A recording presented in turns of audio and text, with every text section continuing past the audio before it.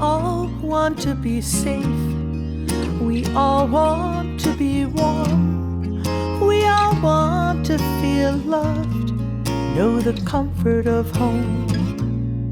Want our children to grow.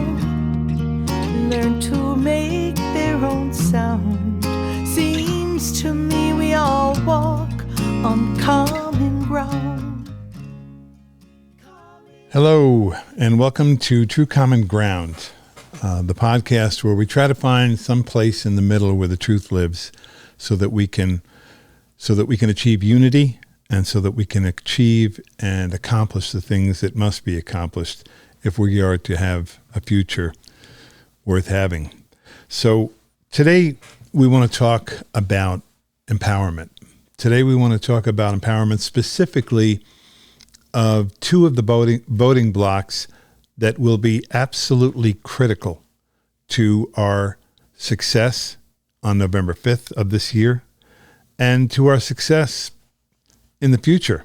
Not necessarily my success, because my horizon of the future and Dr. Chuck's horizon of the future is not quite as expansive as certainly as the Gen Zers and the Millennials, but it is certainly critical to their lives and to their future.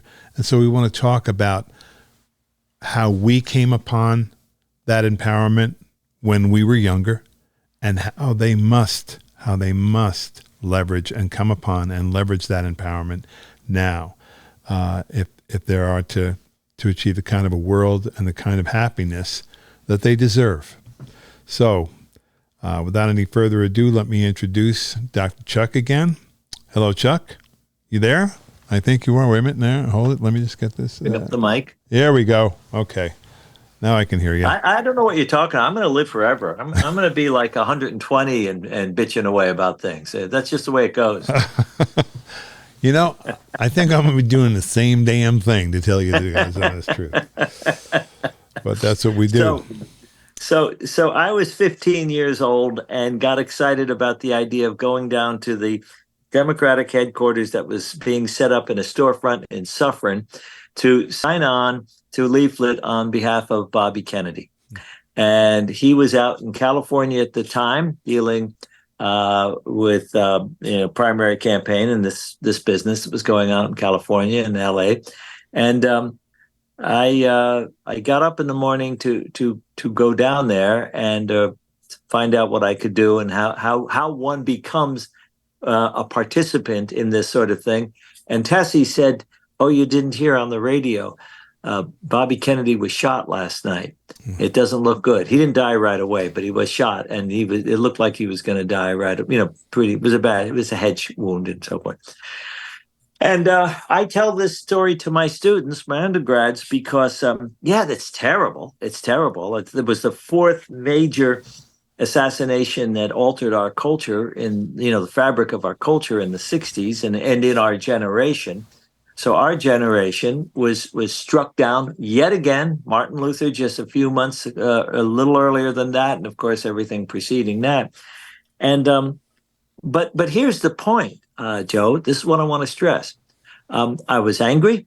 I took a few days to mull it over, and then I started figuring out, now what can I do? I was not discouraged. Now, this doesn't make me a stronger, better person than someone who's 15 or 18 or 22 today. It makes me a person that was growing up at that time in a different world, a world that still had threads of hope that you could hang on to, narratives that you could become a part of. And whether it was cultural, listening to the lyrics of a Bob Dylan song or singing Joseph Heller's wonderful Catch-22, you could be reading that book and you could catch on to something, or you could sing a Dylan line. All of those little pieces were something that I think young people caught on to at the time. And I dedicated myself to campaigning for whoever became the Democratic candidate. Of course, we know what happened. Humphrey eventually takes the position and Nixon eventually buries him. And then I dedicated myself to campaigning further for civil rights as a kid and for the of the Vietnam encouragement or incursion. And here's the other piece of this that I wanted to mention.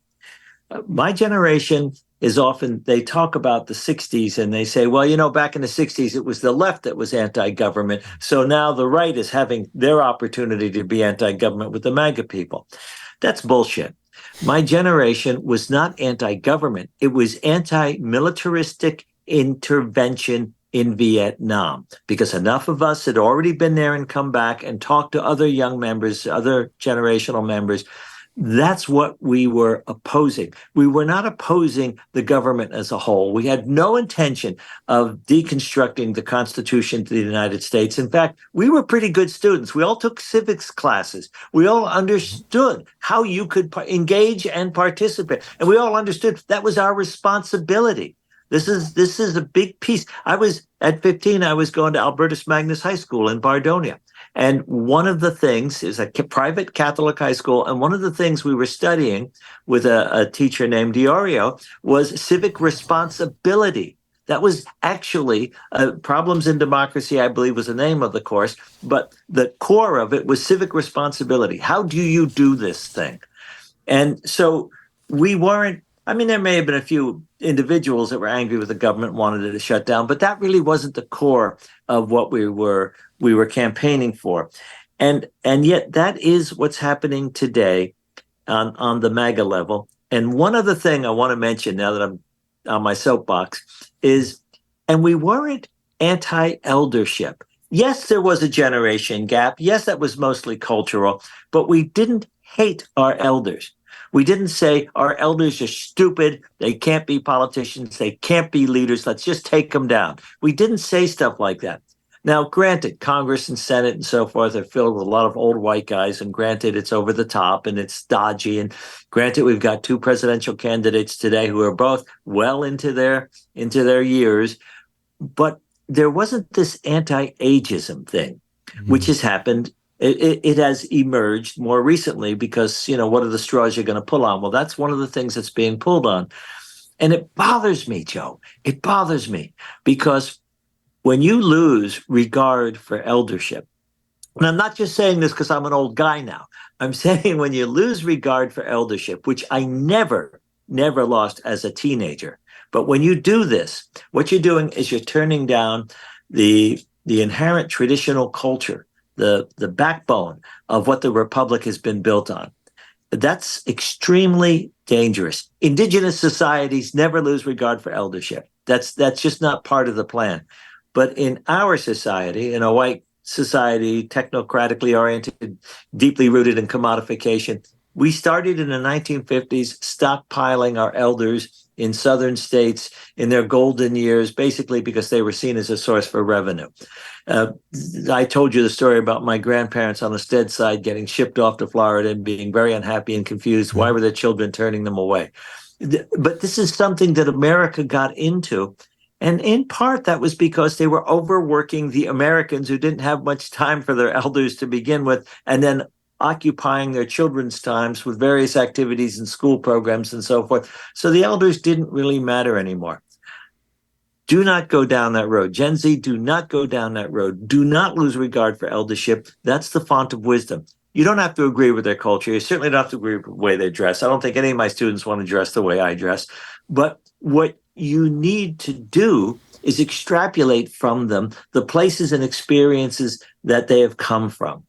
And in the 60s, we didn't lose that. We were still extrapolating how people got through McCarthyism. We were still trying to understand how World War II could have manifested. We were still looking at, from our elders, what happened during the Great Depression. How did fascism emerge? At 15, in that Problems of Democracy course, and I believe that was Mr. Diorio in Albertus Magnus, we discussed how does fascism emerge within the confines of a so-called liberal society? Because that's what National Socialism was originally about. It was about choice, allegedly. Yeah. Nobody talks about this now, and that's how we get into trouble with where we're going. Anyway, that's my campaign. Well, you've made a list of really good points here. Really powerful points, really essential points, and your call for them not to turn away from their elders is an imperative, I would say. We were raised during the Vietnam conflict, and yes, that's what we were against. We were not against the country. I remember my father. Now, his experience was he fought to save the world during World War II. He was stationed on Guadalcanal in the South Pacific and saw some very terrible moments of war. As history will tell you, it was a very, very horrible theater of war, really anywhere, but certainly in the South Pacific, very dark. And he couldn't understand why I wouldn't just, your country is calling you. This is war. You need to step up and be the American citizen and the patriot that I've raised you to be. I don't understand why you would reject, being, the draft will be good for you. The army will be good for you. It was good for me. It'll be good for you, and I could see almost immediately he took it as an offense against himself. He thought that I was rejecting him. And finally, one night, in the midst of a pretty vocal argument that we were having across the kitchen table, I grabbed his hands and I said, "Dad, I love you.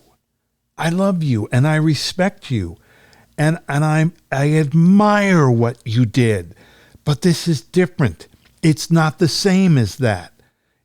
All war is not the same. Sometimes there are nefarious men and evil aspects to an effort, to an initiative, and you have to see that. And when you tell me, look, it's your country, love it or leave it, I have to look back at you and say, no, I will never leave it. I will never leave it. I will love it or change it. That's my job now. My job. You did your job in order for me to be able to do my job. And now that's what I have to do.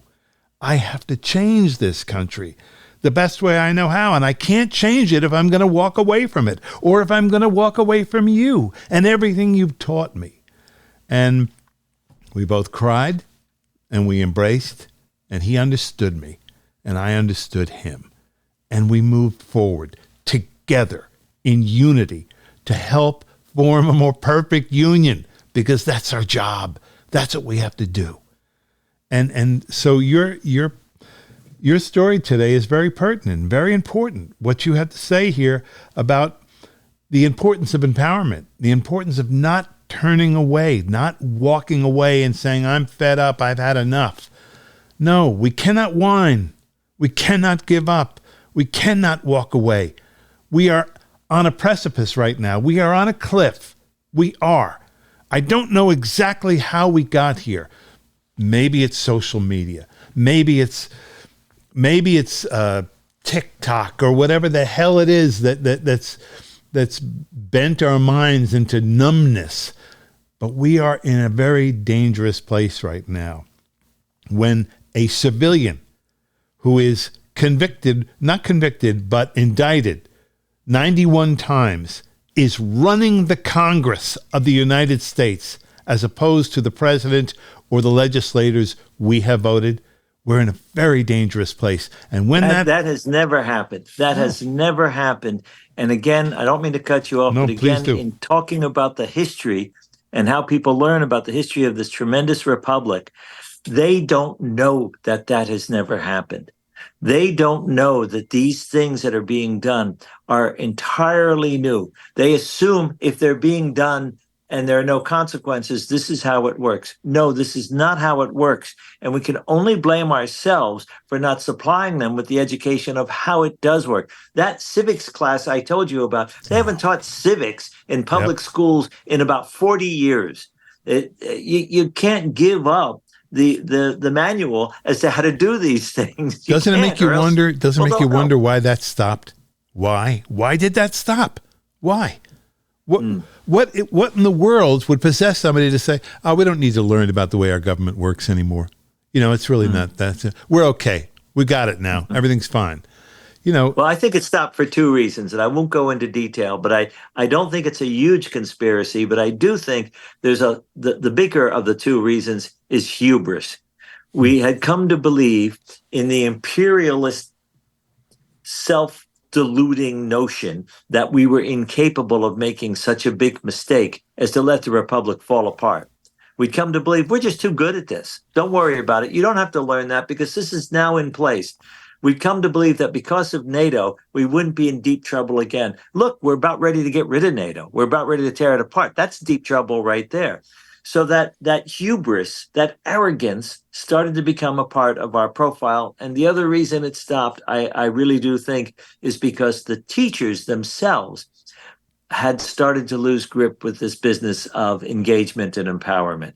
I think the only reason you teach, and I'm a teacher for how many years now? The only reason you teach is because you're extending the invitation for engagement and empowerment to the next generation, or even to your own generation if it's an adult ed class. You're just extending it. That's the only reason. You don't teach because you're an arrogant shitheel who wants people to bow down to you. You teach because this is something you participate. This exchange of ideas is something you participate and you build upon. And that's so. And in countries that are overridden, in countries like what we're seeing today in the world, especially, for example, in the Middle East, but we see this a lot in various Africana countries.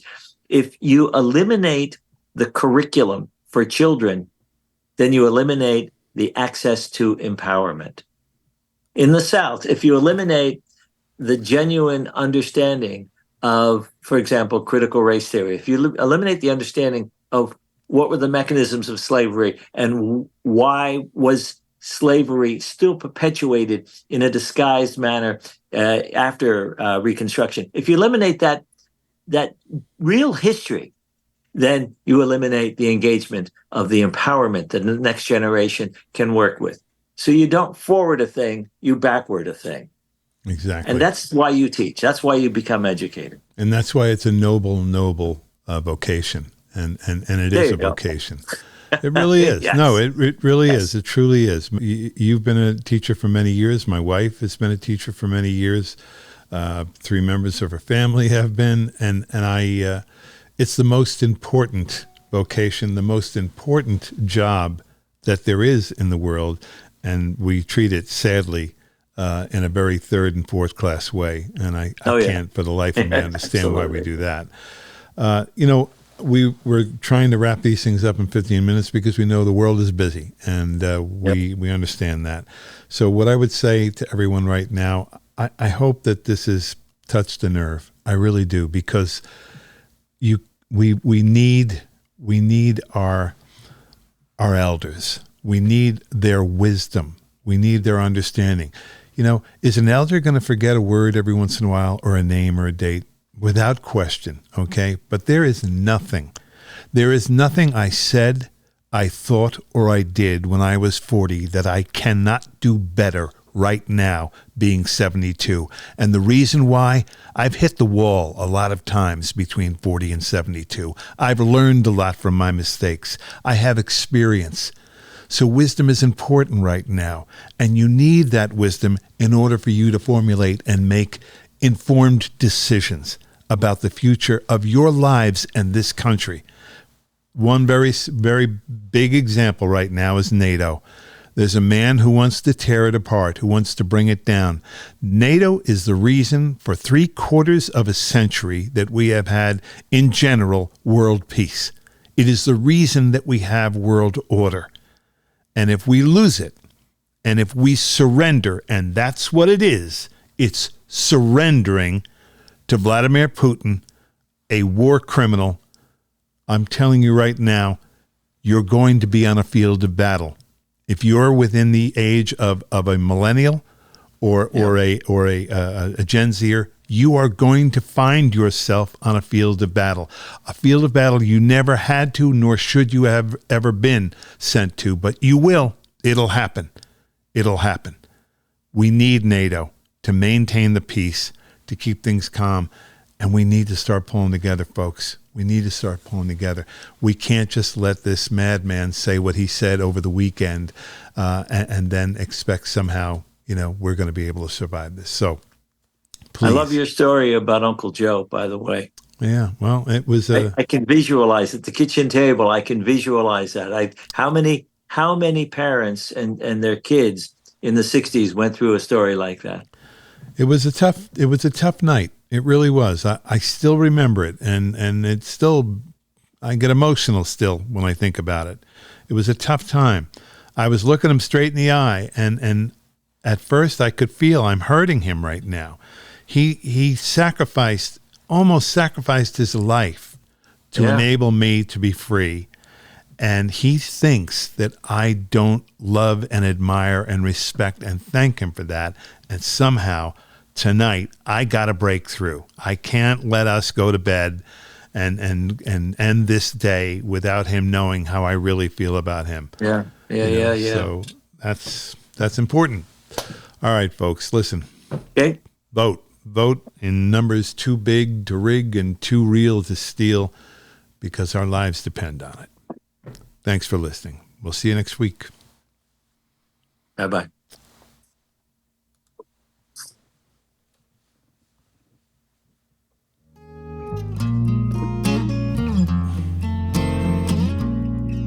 We all want to be safe. We all want to be warm. We all want to feel loved, know the comfort of home. Want our children to grow, learn to make their own sound. Seems to me we all walk on common ground. Common ground, common ground. We all walk on common ground. We all wanna be strong, fully free and alive. Take just enough chances, stand up tall and with pride. Yes, we all wanna play, have good friends all around. It seems to me we all walk on common ground. Common ground, common ground. We all walk on common ground.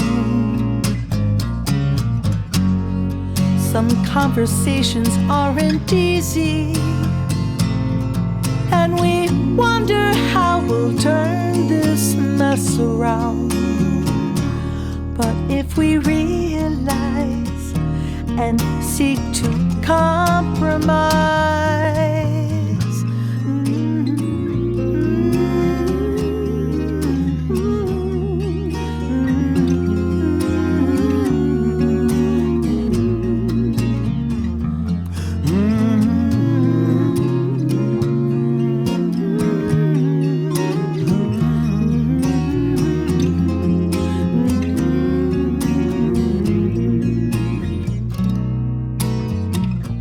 we sleep under one moon, lift our face to one sun, feel the wetness of rain, seek shelter, everyone. Yearn for rest when we're weary, seek solace when we're down. It seems to me we all walk on common ground. Some conversations aren't easy, and we wonder how we'll turn this mess around. But if we realize and seek to compromise, we can meet on common ground. Common ground. We all walk on common ground. Common ground. Common ground. We all walk. I know that we all all walk, one foot forward. We all walk on common ground.